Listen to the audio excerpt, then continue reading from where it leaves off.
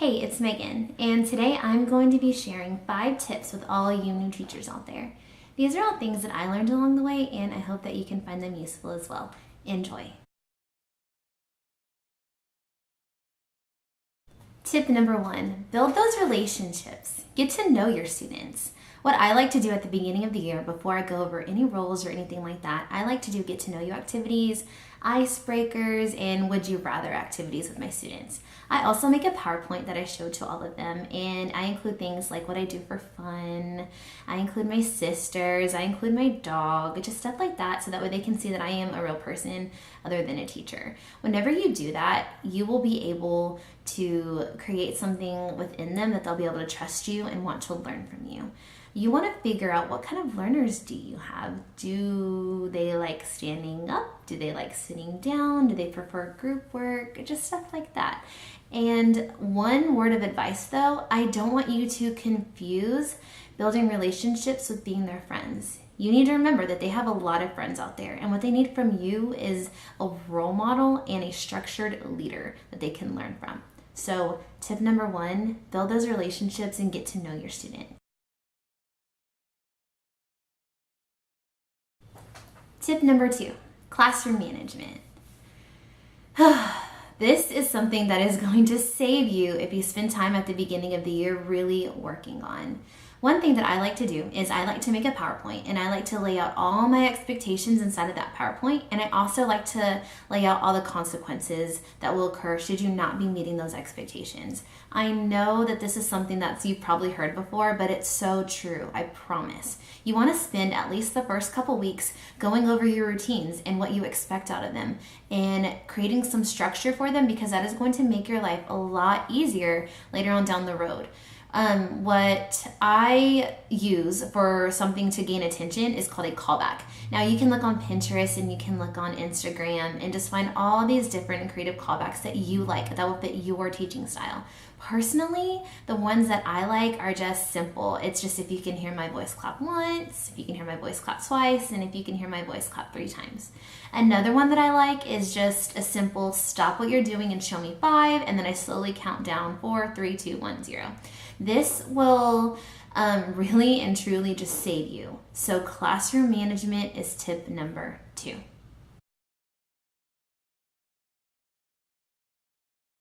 Tip number 3, stay consistent. This is something that is going to make your students trust you. When they walk in the door, they should know what to do. Whenever they break a rule and they don't meet expectations, they should know what's going to happen. If you don't stay consistent, you're going to lose control of your class. This is something that I cannot stress enough.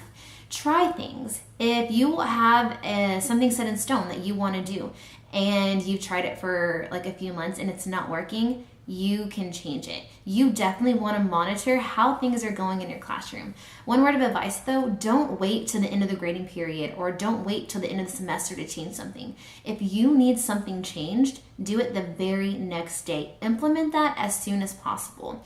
Just have that conversation with your students that what you had in place before wasn't working, so now you're going to try this. And it's not that they're in trouble, it's just that you're just trying to make your classroom fit their needs as best as possible. So tip number 3 is stay consistent. Tip number 4, organization. What I like to do is I use a simple planner. Here is an example of my planner.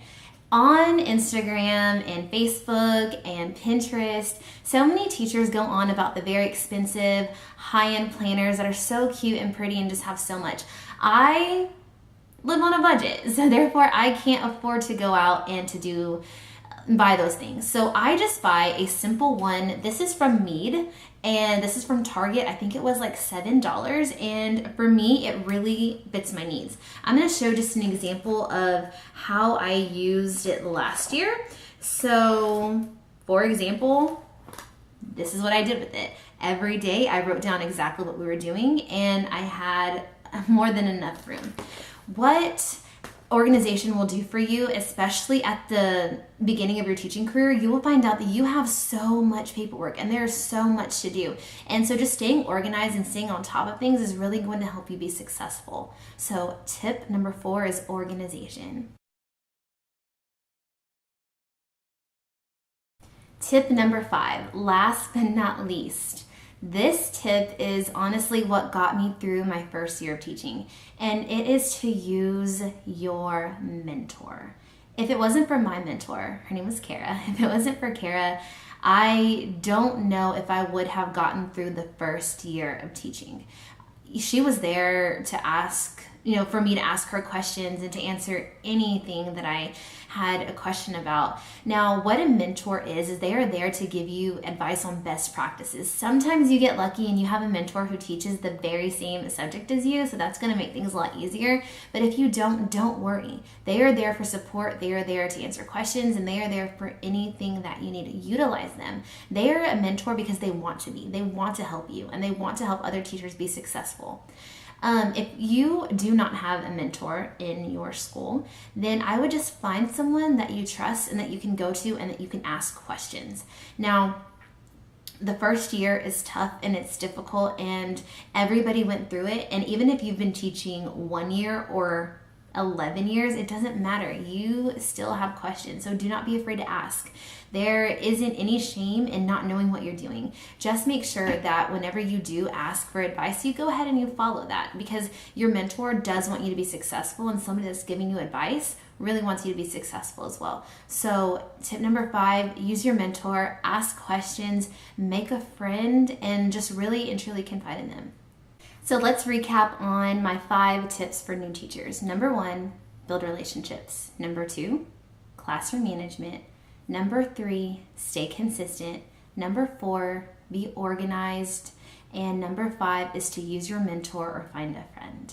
This year, I'm sure, just seems so stressful right now, but don't worry, you got this. You're going to get through this. Everybody is rooting for you. You have just entered the most amazing profession in the world. So have an amazing year. You got this.